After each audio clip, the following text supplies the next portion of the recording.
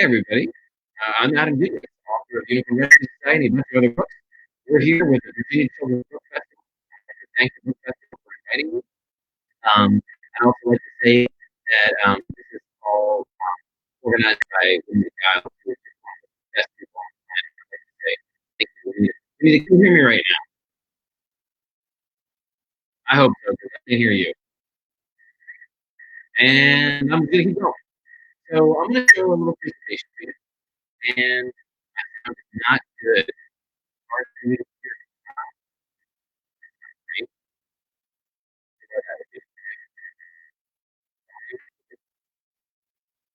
Anita, how's that? Does that sound any better? And can you talk to me? Hi, everybody. It's Juanita from the Virginia Children's Book Festival. Yay. We're going to try to figure out Adam's sound issues. Adam, can you hear me okay? I can hear you just fine. You can't hear me? Well, seemed like it had a lot of static on it, and it was sort of tinny and electronic. Let's see. Let me ask. Did not sound that way when I was talking to you before? No. So let me ask our viewers if they can comment and tell me if I see we have some people on here now. Let me see if anyone will pop on and tell us. Let's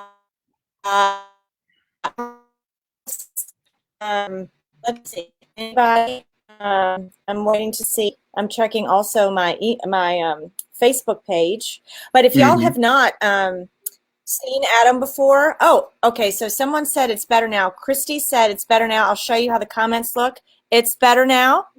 All right. So we'll try it again.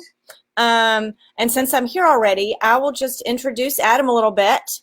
Adam's one of my favorite people. He came to the book festival, what was it, 3 years ago? Yeah, Adam? That's right. Was it 3 years ago? That's right. I believe it was in 2016. So it's been a little while since you've been here with us. Of course, we want to have him back with us, and he does have a new book coming out. You can see down at the bottom on your ticker that his next Unicorn Rescue Society book is coming out on May 12th, just in time, may I say, for Mother's Day. That's right. Isn't that perfect? That's very exciting. You know what? Never occurred to me. The book is called The Madre de Aguas of Cuba, which means the Mother of Waters for Mother's Day. Look at that. Never occurred to me. How about that? See, just in time. I'm going to try to get myself off. If the sound goes bad again, then I'll pop back on, and then you're just stuck with me the whole time, Adam. I would love that. You could stay on the whole time anyway. Yeah. Your face is much easier to look at than mine is. Oh, ha, ha, ha. All right. Well, I'll stay here. If you want me to stay, I'll stay. I know it can be easier, so I'll just stay for a minute and let's see how this goes. I'm about to share my presentation and start the content portion of the afternoon, and I promise there is some content, a little bit, maybe. We'll see. Let's find out. Take it away. Okay, here we go. I'm going to share this window. I'm going to get into that presentation mode right now. Let me take off your banners so we can see it.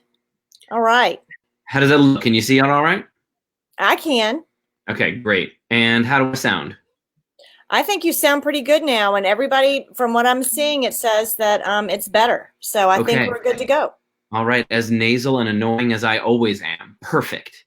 So these are my books, In A Tale Dark and Grim, In a Glass Grimly, The Grim Conclusion, Star Wars, Inquisitor's Tale, and all the Unicorn Rescue Society books. I'm going to tell you guys a little bit about these books. Then I'm going to talk a little bit more about the Unicorn Rescue Society. I'm also going to tell you how I came to be a writer. It is a sad and harrowing tale, and it will probably lead you to laugh at me, which is, well, good for you and bad for me. So, A Tale Dark and Grim, In a Glass Grimly, The Grim Conclusion. These are my first 3 books. This is what they used to look like. The hardcovers, you could still get them this way. Paperbacks, you're more often going to see them like this. These are based on scary, grim fairy tales. So a lot of people think of fairy tales as cute and sweet stories for little kids. Little Red Riding Hood, Snow White, Cinderella. Super cute, super boring. The real grim fairy tales are not like that. The real grim fairy tales are very dark, and they're very grim. And these books tell the real fairy tales. They weave them into one big story. So, for example, in the first book, A Tale Dark and Grim, 2 kids, Hansel and Gretel, in the very first chapter, get their heads cut off by their parents. They get put back on again, so they're fine. But they think the parents should not do this to their children, and they run away to try to find some parents who are not quite so terrifying. And every chapter is based on a real grim fairy tale, retold with those 2 kids as the main characters. It's scary, it's weird, it's funny. It'll give you nightmares, maybe, but it'll definitely give your little brothers or sisters nightmares. So it's a great thing to read to them before bed. Juanita, how are we doing? Can you still hear me? I can, and I will say that I was just reading A Tale of Dark and Grim with my 10-year-old son, and it's pretty brutal. I mean, and I'm familiar with traditional fairy tales. If you go back and, I mean, like the Pied Piper is so old; it's hundreds and hundreds of years old, and it's a brutal story. But there's a long tradition of really, really gory children's fairy tales. But you do it with such humor that I love that you interrupt yourself in the book when you're telling the story. To just say, kids. It sort of reminds me of The Princess Bride. When they cut back to Peter Falk, and he's like, watching gets, yeah. She doesn't get eaten by the eels at this time. That you do that, it's fantastic. You're like, hold on, don't worry, their heads they'll cut back on. So I love them. They're just amazing. So I try to balance the terrifyingness with humor. Definitely. Yeah. Please keep editorializing, Juanita. That is very helpful. So those are the Grimm books. I hope you read them. I hope they make you laugh. I hope they give you nightmares. This is my Star Wars book, So You Want to Be a Jedi. In this book, I retell the original story, The Empire Strikes Back. But I tell it with a different spin. In this book, you are Luke Skywalker. You are trained by Yoda. You fight Darth Vader at the end. And between each chapter, there are Jedi training lessons where I teach you important Jedi skills, like how to meditate, and how to meditate while standing on one foot, and how to meditate while standing on one foot while balancing a book on your head while your brother or sister throws dirty laundry in your face.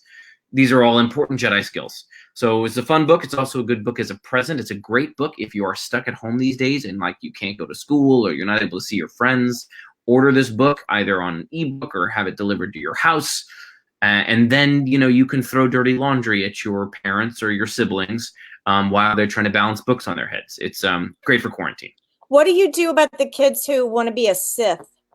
Because I happen to have a 10-year-old boy. Unfortunately, this book is actually excellent training for that. But I try not to talk about that because I think we have enough Siths walking around the world these days. I thought there was only supposed to be 2, but these days it feels like there's a lot of them. So try to use this for the Force and the good side. If you're tempted by the dark side, this book will also help you. But I didn't intend it for that. Good question. The Inquisitor's Tale, or The Three Magical Children and Their Holy Dog. This book is a book that won the Newbery Honor in 2016, Newbery Honor Award in 2016. It takes place in medieval France, and it's about 3 kids: a girl who has visions of the future, a boy with incredible strength, and another boy who can heal people's wounds. And they are being chased by the King of France and by monks. It's a crazy adventure. And the adventure is based, kind of like my Grimm books are based on fairy tales, this book is based on the history and also the folklore of medieval France. And crazy stuff happens in that folklore, which then happens in the book. The big kid at one point gets attacked by fiends in a forest, and he picks one of them up, smashes against a tree, and he dies. And then 2 come out, and he grabs their heads, and he smashes their heads together, and their heads explode. Yeah, I'm into gross stuff, I guess.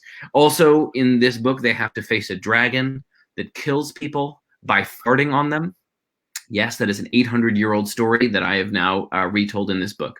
So if you are into medieval epic adventures or into dragons with deadly farts, The Inquisitor's Tale is for you. How did you get interested in French folklore? Well, my wife is a professor of medieval history.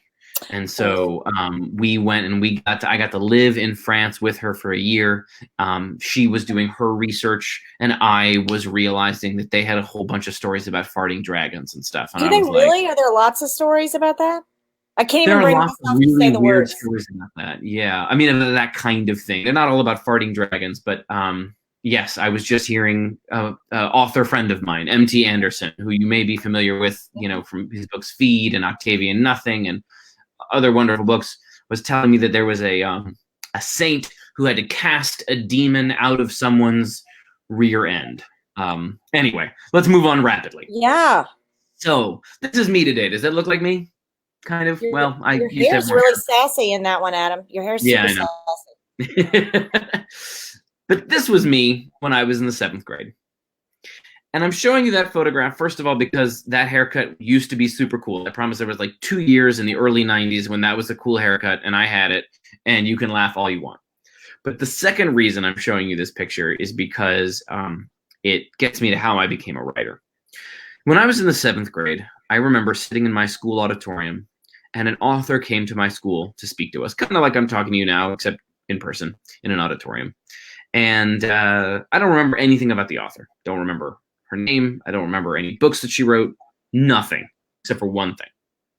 Somebody asked the author, "How do you know if you're a writer?" My ears perked up. I was curious. I didn't think I would be a writer when I grew up. I was pretty sure I'd be a professional basketball player. Did not work out. I don't know why. The author thought about it, and she says, "How do you know if you're a writer?" And then she says, "Writers write." And I was like, duh, obviously.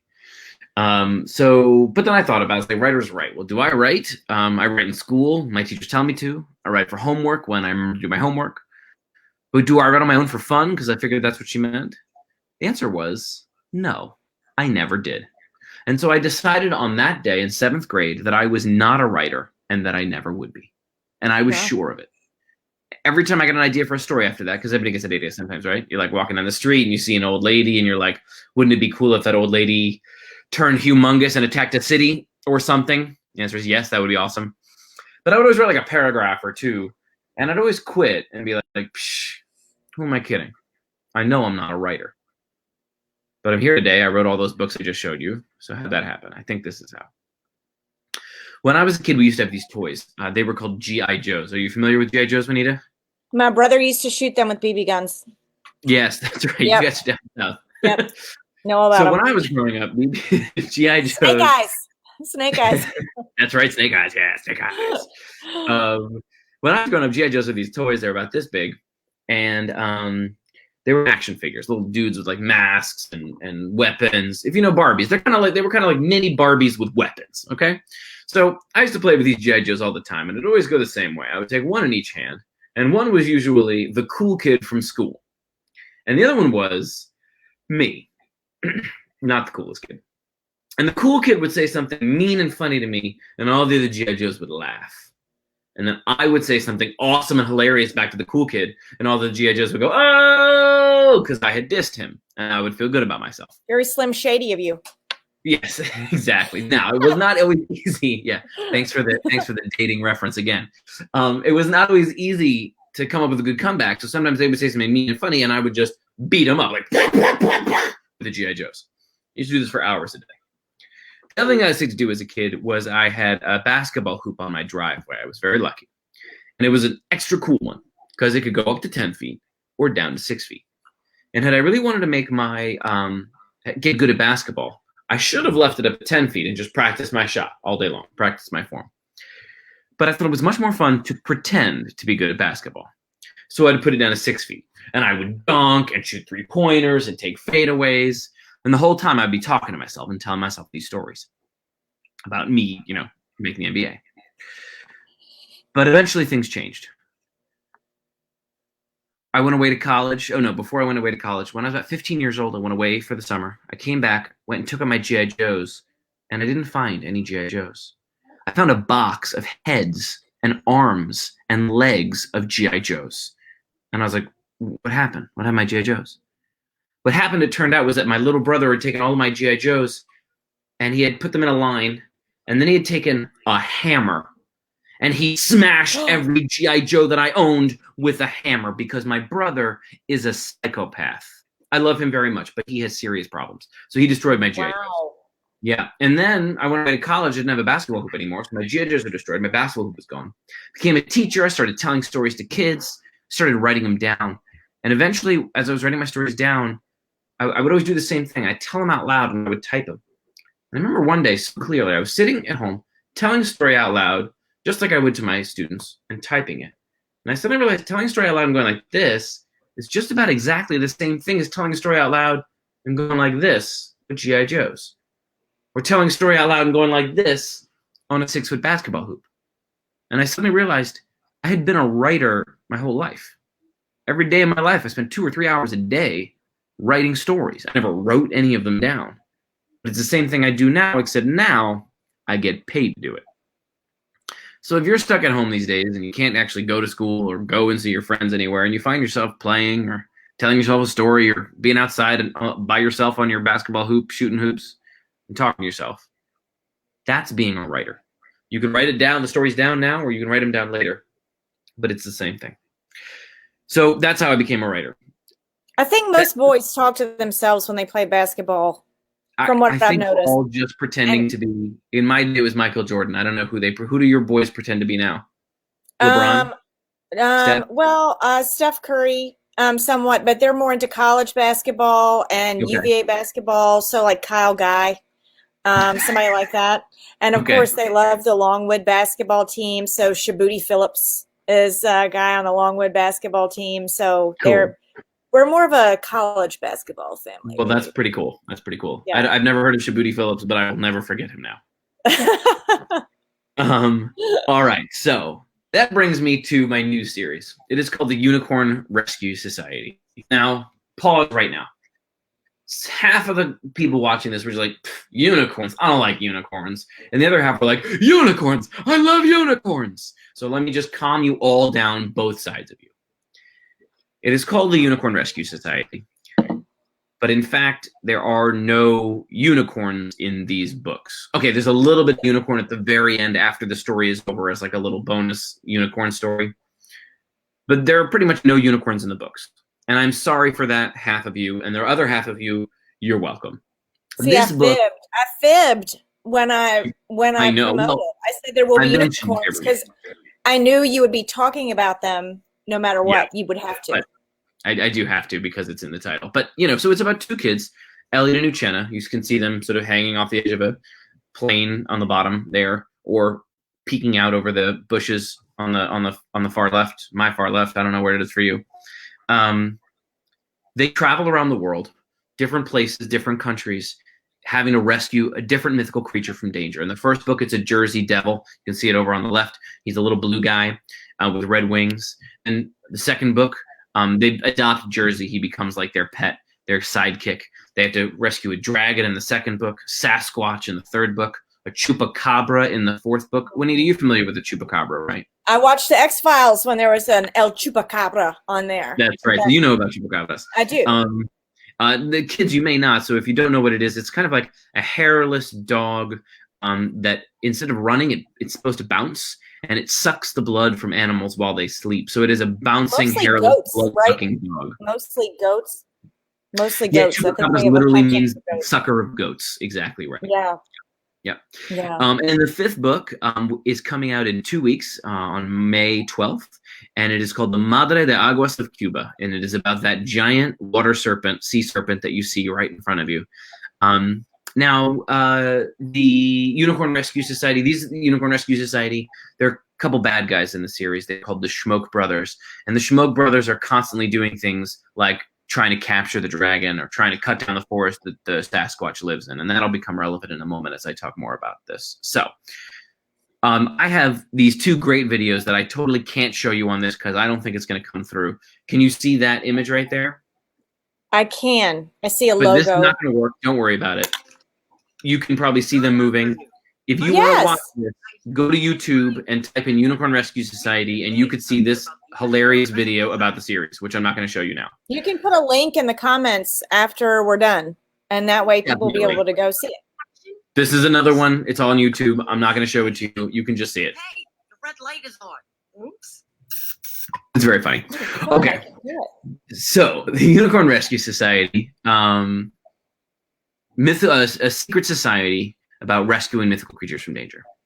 Now, you might think that what we're doing here today is I'm just telling you about my books. That's what Juanita thinks we're doing here today. It's not actually why we're here. We're here because the Unicorn Rescue Society is a real organization, exists around the world, and it needs new members. And so I have brought with me the Unicorn Rescue Society entrance exam. So this is what I'm doing. Yeah. I'm going to show you guys these questions that we have for the Unicorn Rescue Society. And I'm not going to expect you to answer right now. If you want to answer in the comments section, you can. But if you're not watching this live or you're not, up for typing really fast, keep this and use it. Maybe pause it if you're watching it later, not live. Talk about it, debate it, fight with each other about it, and then you can see what the ramifications. Maybe I can answer some questions for you, because I'll tell you that my son is obsessed with megalodons, and Okay. he doesn't know. He swears that they actually don't know. He thinks they still exist, but it may be possible. I don't know if there are any megalodon questions on this quiz. No, and you know what? It's actually not a factual quiz, though. Juanita, I'd love for you to participate. It is it's a moral quiz, because to get into the Unicorn Rescue Society, you don't need to know random stuff. We need to look into your soul. So if you'd like me to look into your soul, feel free. But I also want to give a little blank space for the viewers at home to consider the questions. So here we go. Certainly. Question number 1. In Chupacabras del Rio Grande, a family of chupacabras gets separated by a border wall between Mexico and the United States, being built by Schmoke Construction. Would you dig a hole under the wall to reunite the chupacabras? Warning, this would be illegal and you could go to jail for it. Now, I know this isn't easy. I know it might even push some people's buttons about, should we? I mean, how do we feel about the wall in the first place? I'm not asking you that. What I'm asking you is, there's a baby chupacabra, and he's separated from his family, and he wants to be reunited with his family, but they're on one side of the wall and he's on the other side of the wall.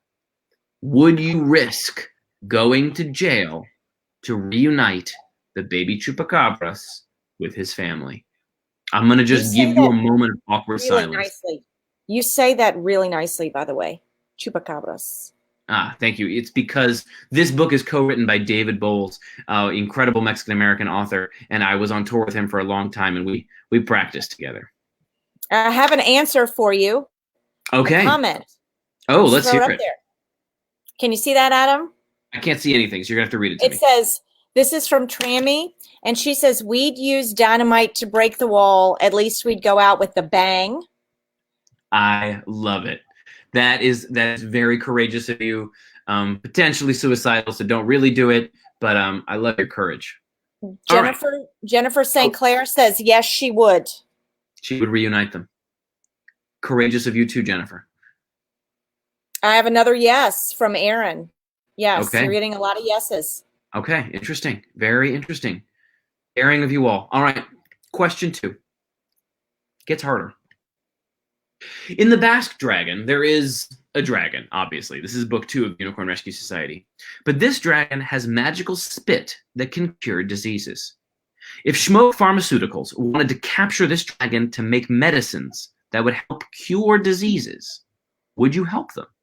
Or would you work to free the dragon? See, the questions that you are faced in Unicorn Rescue Society are not simple questions. Hurt an animal, don't hurt an animal. Most people know where they fall on that. This dragon spit could help make medicines, but it has to be put in a cage, captured, and have the spit extracted from it in a painful manner in order to get it. Would you free the dragon, or would you help make medicines for people? Especially a difficult question in this time, isn't it?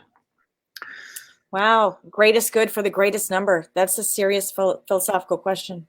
It is. It is. Is it the greatest good for the greatest number, or the greatest good for the coolest animal? Anyone brave enough to answer this question on either side? Jennifer St. Clair says, free the dragon. But why? Why, Jennifer? I have another, we'd free the dragon. Trammy's back again, we'd free the dragon. I want to hear a reason for it, though. Got to justify your decision. Make the medicine. Hi, Candy Dowdy. She's one of our great VCBF sponsors and a dear friend of mine, and she says, make the medicine. Candy, a dear friend of Juanita's, and yet you're okay putting the dragon in the cage, but to make a medicine. Very interesting. Candy, I hope you keep weighing in on these questions, because I want to keep hearing your answers as the questions and circumstances change. Did we get another response from Tammy or Jennifer about why they would free the dragon? I have not gotten it yet, but Aaron also says free the dragon dash Cousin Jackson. So I don't know if Cousin Jackson is a fun name for a dragon or whether that is her cousin. Is my cousin Jackson. Hey, buddy, nice to meet you. I'm so glad you're watching. That's my cousin down in North Carolina. Also a cool name for a dragon, Cousin Jackson. It's an awesome name for a dragon. Jackson, we might have to name a dragon after you in one of these books. All right, that was question 2. Question 3. Let's imagine you own land with a magnificent forest on it, but you are struggling for money. Now, there's a Sasquatch family living in that forest. If the Schmoke brothers offered you a lot of money to cut down the forest, but the Sasquatch family might die, would you do it? Now, okay, maybe you're going to say, no, of course not. Wait a minute. What if I told you that each and every major large tree in that forest was worth $10,000 or more, each one? Would you do it? And you can't say I cut down 5 trees. No, it's the whole forest or nothing. Cut down the forest or save the Sasquatch. What do you do? This reminds me so much. I was a philosophy and medical ethics major in college. Are you kidding me? No. And so I feel like I'm back in college, and these are some of the hardest case studies in the world. Well, Juanita, this is why we need you as a member of the Unicorn Rescue Society to help us navigate these difficult moral and ethical questions. Exactly. It says I have several responses here. Aaron, who is with your cousin Jackson, I believe, just said no, just flat out no, period. Christy says every mythical creature is worth Sasquatch. Save it from Katie. Trammy, no, save Sasquatch. And Aaron again says save Sasquatch. I love it. So, okay, wait, has Candy weighed back in? I'm sorry, has Candy weighed back in? No, Candy has not weighed back in. I don't know. Okay, I would love to hear Candy's response here. All right, well, these were excellent answers. I can tell you that Candy. I'll tell you what Candy might say. I'll tell you what Candy might say. Because I've known her my whole life. She would say that she used to live in a house that was surrounded by trees, and that she ended up moving away from that house to get more sunshine. So she'd say, how much sun will we be getting if we cut down those trees? Because the mildew on the outside of the house sure grows when there are too many trees around. Very practical, very practically minded Candy is. All right, question 4, final question. It seems like going with the Schmokes, not digging under the wall, making the pharmaceuticals, the medicines, cutting down the forest, gets you a lot of good stuff. It gets you money, gets you medicine, keeps you out of jail. And making the choices a Unicorn Rescue Society member might make makes life harder, like going to jail, not getting the money, not making the medicine. This question is the hardest of all, because the question is, why? Why is it that going with what the Schmokes are doing makes life easier for you, and working to save these mythical creatures makes life much harder for you? Doesn't get you the cool stuff, or could even throw you to jail. Now that is a question I'd like to hear some answers from the comments section about. Why would that be? I have an answer from Candy about the Sasquatch, if you're interested. I'm very. She says, okay, I'd probably try to work a deal to save the Sasquatch. I love her so much. And then use the money to give them a good life. See, she's going to game the system. See, you don't even got to game the system. Candy, I can tell what side you're on here. And at least I'm glad that you're on the side of the Virginia Children's Book Festival. She's great. She's wonderful. All right. Why is it, you viewers at home, why is making the saving the creatures hurts you, makes life harder for you? Any feelings, any guesses, any answers so far? Trammy says doing the good in the world costs a lot more than wrong, because it takes more effort to bring good into this world. And that's from her son. That is beautiful. Doing good in the world takes a lot more effort than doing harm, because it takes what? More effort, more courage. It's a lot harder to do good. It costs more to do good. Yeah, because it takes more effort. Love it. Beautiful. Wow. Philosophers here. Any other responses? I'm gonna pause because this was a hard one, and I want to give people some time to think about it. That's what I have right now. I have a "We love you" from Katie. Just saying. I love it. I love you. That works. That's the answer I have. Trammy son is the one who's throwing down the gauntlet here for the last question. Beautiful. Well, that's beautiful. All right. Well, if you, as you could probably tell, if you answered in favor of saving the creatures, sorry, I'm going to go back here. then you are absolutely qualified to be a member of the Unicorn Rescue Society, even though it will be hard. And if you answered on the other side, the Schmoke brothers probably have a job offer for you in their organization, which is not bad. They probably have great benefits until they decide to fire you and downsize. So if you would like to be a member of the Unicorn Rescue Society, you have to take the oath of the Unicorn Rescue Society. Here's an image of our membership card. If I was actually in person with you, I would give them to you. But when I get to see you guys in person again, I will. I'll bring some of these cards. And on the back of the card is the oath. So please repeat after me. Wendy, you can do this too. Repeat after me. Okay. I promise to be brave. I promise to be brave. And kind. And kind. And curious. And curious. And brave. And brave again. Brave is important. We had to say it twice. Okay. And to protect all the creatures. And to protect all the creatures. Of myth and legend. Of myth and legend. This is tough. Including unicorns. Including unicorns. If ever we find them. If we ever find them. Which will. Which we will. Oh, this is tough because I've been reading some Greek mythology with my kids, and there are definitely some creatures that I wouldn't even want to get near. I mean, at all. Maybe I forced you to take that oath, Winnie. Maybe you're on the Schmoke Brothers side after all. But I can tell out there in the audience, Trammy's son, Jennifer or her kids, and definitely I know Jackson and Emma Grace are members of the Unicorn Rescue Society. I know that for sure. So these are the books. I hope you all enjoy them. The fifth one, Madre de Agua of Cuba, is coming out in 2 weeks. You can order it on bookshop.com or amazon.com. Or call your local bookstore if they're open. Please order it from your local bookstore. Bookshop.com, if you're not familiar with it, is supporting local bookstores during the time of COVID, and so we'd love to support them too. I'll tell you, I've got to tell you though, your illustrator has made these animals really cute on the front. I mean, y'all are some tricky people. I mean, kids and animals. Kids are always going to choose animals, and especially when you make them this cute. I mean, well, kids know what is good and right in the world. They really do. I actually believe that kids have a much stronger moral compass than most adults. Speaking of the illustrator, who is unbelievable, this is him. His name is Hatem Ali. I'm glad you mentioned it. Hatem Ali. He is a Muslim guy from Egypt who now lives in Canada. And he is one of just the best illustrators working today, as you can tell from his drawings and from these unbelievable covers. I love working with Hatem. He also illustrated The Inquisitor's Tale. He's the best.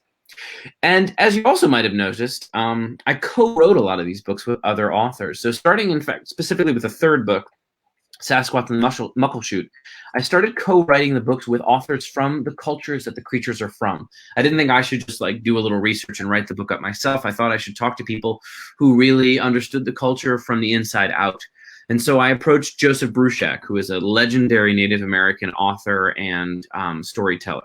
He currently is doing, I think, a daily story time online these days through a wilderness center near him. He's a member of the Abenaki tribe in northern upstate New York. His stories are just the best in the world. So he and I wrote Sasquatch together. I highly recommend all of his books and his Facebook story time. Book 4, I co-wrote with David Bowles, as I mentioned before, the man who taught me how to pronounce chupacabras. And he wrote a book called They Call Me Guero, which this is an old picture of, because if I had a new picture of They Call Me Guero, it would have 5 medals all over it, won just about every award this past year. It's a wonderful book. It's called The Border Kids Poems. I highly recommend all of David's books. He's also a great social media follow. And the 5th book, which is coming out in 2 weeks, as I keep telling you, is co-written by Emma Otegi. Emma is an incredible Cuban-American author, also a close friend of mine. And she wrote a wonderful book called Silver Meadow Summer, and a book that got, 7-star reviews, Marti's Song of Freedom, the poems of Jose Marti. She's a wonderful author, and we co-wrote Madre de Aguas of Cuba together. All right. Oh, and then the 6th book. The 6th book I am currently writing right now. We are finishing up our first really polished draft of it with Henna Khan. Henna is an author. She is Pakistani American, and we are writing about Pakistan and a mysterious creature in Pakistan with a spiraling horn that is magical, but I can't tell you what the creature is. All right, so that's pretty much the presentation. I'm going to stop sharing this, and my face will get a little bit bigger, and then I can see your Lovely face again. Let's see if I can make that work. Stop sharing. Okay. There you go. Well, thank you for doing this with me, Winnie. I didn't expect you to co-host, but you Me neither. you just do that. I'm glad I took a shower today. Me too. And as is your fan. It's been sweatpants for a while, so I actually All of us. got dressed. Why I don't know. A sixth sense. So I do. Are you ever going to write a book about a megalodon? This is for a question from a 10-year-old boy. We should. I had this idea of doing a spin-off series of the Unicorn Rescue Society a long time ago, and I would still love to do this series that is not about mythical creatures, but is about creatures that people believe are extinct and are not. So megalodons, tiger, dinosaurs. Exactly. I think that would be awesome. So it's a great idea, and if he'd like to co-write a book, just let me know, and maybe your son and I can co-write the megalodon book. And what if he were to co-write? I have a very serious question now. Your Star Wars book, how did that come into play? Because I know Star Wars is very tightly controlled. So how were you able to write a book about Star Wars? Yeah, so I just fan fiction wrote a book, Xeroxed a bazillion copies of it, and just dropped it off in bookstores. No, that's not true. That would be totally legal, and I did. No, I was lucky enough that the Star Wars people called me up, and they said, "We like A Tale Dark and Grim. We like what you do. Would you be willing to write one of these books?" In fact, the person who literally called me up and asked me the question first was a wonderful author and illustrator named Tony DiTerlizzi. He was working on some Star Wars books. And he called me up and he asked if I would be interested. And I said, yes. And I just happened to get to write the book. So that's part of a series. Alexandra Bracken wrote the first book in that series, The Princess, the Scoundrel, and the Farm Boy.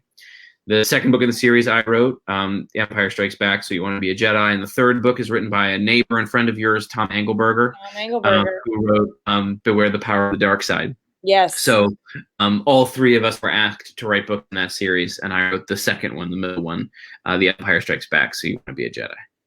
Wow. Yeah, I was wondering how that came about because, there are all sorts of Star Wars stories that are yet unwritten. And so, that's very, very curious. So are you working on any series beyond Unicorn Rescue Society right now, or is this taking all your time? It's taking up a lot of my time, but I am. Yeah, I've got a couple of other books that I'm working on right now. One of them is about talking animals, and that's all I'll tell you. And another one, it stars a pig, and it's for middle school, so go figure. And another one is working on is a mystery in which a principal gets pushed down the stairs at school and neck gets broken, and the kid has to solve the mystery of who murdered the principal. So those are two books I'm working on right now. Yeah, I like to keep it light and funny. So I have another question. I think that a lot of people who may want to write books, I have two messages for you. Maybe you'll be able to see.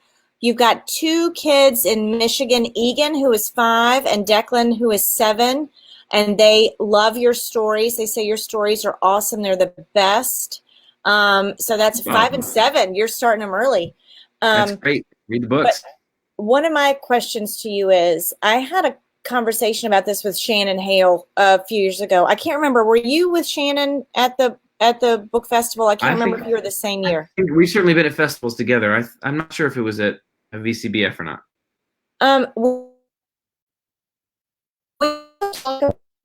The decision to full time and what a difficult decision that is, because you have to make a living, and it's not. You can love to write and it can be great, but it's hard to write full time. There are a lot of variables there when you're a writer. It is. So the question was, just you broke up for 1 second for me. Oh, I'm sorry. No, it's okay. How I decided to go full time into writing. Yeah. Well, there's a couple answers to that. I mean, the first thing was I was teaching, and I wrote my first book, a chapter a day, and I would bring in each chapter and I would read it aloud to my students. Oh, nice. Which was great for 2 reasons. First of all, there's no better motivation than a classroom of second graders because if you start reading a story to second graders and you don't finish it, they will kill you, because second graders are terrifying little people. So I had to finish the book. And so I didn't have a choice. I'd go home every night and I would say, and read it the next day. The other great thing about that is you get a really honest reaction, right? If they're bored, you see it all over their faces. They're like lying on the floor, you know, falling apart. And, you know, look at this part stunk. I got to do better. So I didn't quit my job and go full time until I had already written the first draft of the book. And then I took a year off. And I was able to do that because I had enough money that I was able to do that, which is very, very lucky. And I will tell everybody a very sad truth. Malcolm Gladwell wrote a really interesting article many years ago saying that the only statistical way you could determine whether someone would become a best-selling author or not is if they had a lot of money. Oh. Because if they had a lot of money, then they could take the time to write the book that they needed to write. Mm-hmm. Which is not a nice thing to tell kids. I'm kind of sorry I even told you guys. But it does tell you that, like, our society is still unfair. And if you want to make our society more fair, you got to work for it. And if you want to write books, you got to work hard. Not just, you know, your job. You got to work hard at writing books. You got to write something really great. And you got to revise it and revise it again. And you got to share it with people and see if people like it. There are plenty of authors who made it who didn't have a lot of money. But society is still kind of unfair like that. And so I encourage you all to go ahead and write books. I also encourage you to try to make society more fair however you can. There you go then. Well, I got to tell you, I mean, we've already gone over by 12 minutes. You've just been awesome. Sorry, this has been fun. No, not at all. Really, no, it's I can just talk to you in front of faceless strangers and my cousins all day long. So, and some other friends there. I see Laura. Hi. Laura also taught me, Laura Gonzalez Ortiz wrote in the live comments, she also taught me how to say chupacabras, because that book takes place in Laredo, Texas, and Laura invited me to Laredo, Texas for the first time. So we have she's a librarian down there in Laredo. She's kind of like the Juanita Giles of Laredo, Texas. Oh, wow. Well, yeah. Hi. Very nice to meet you. I'll tell you that we don't have anything here in Virginia. People do wonder if there are panthers here, which I would say yes. I've seen them on camera. We have cameras in some of the feedlots on our property, and I've seen it. People will deny it, but there are panthers here. But of course, they're not mythical anywhere except maybe Southside Virginia. They really do exist. Well, this has been really fun. Thank you for hosting me. I'm sorry to go over time, but I was just having too much fun. No, it's been great. Yeah. Adam, thank you so much. Thank you, everybody, for tuning in today. Yes, I will get this uploaded to our Vimeo channel as soon as we get done, and then it'll be available to watch whenever with your class or with your family. And I guess Adam can check the comments on our Facebook page, and if anybody has any other questions, then he can answer. He's free to do that. So that's really it. It's Wednesday. We're almost at Friday, people. We're almost there because there's a huge difference between Friday and Saturday these days. I was saying, whatever that means. Read some good books, everybody. I promise it'll make you feel better. You'll put down your phone, put down your screen for a minute, and read a book. It will make you feel better. I promise. It's true. Adam, thank you so much. Thank you, Anita. This is awesome. Have a good one. Bye, everybody. Bye, everybody.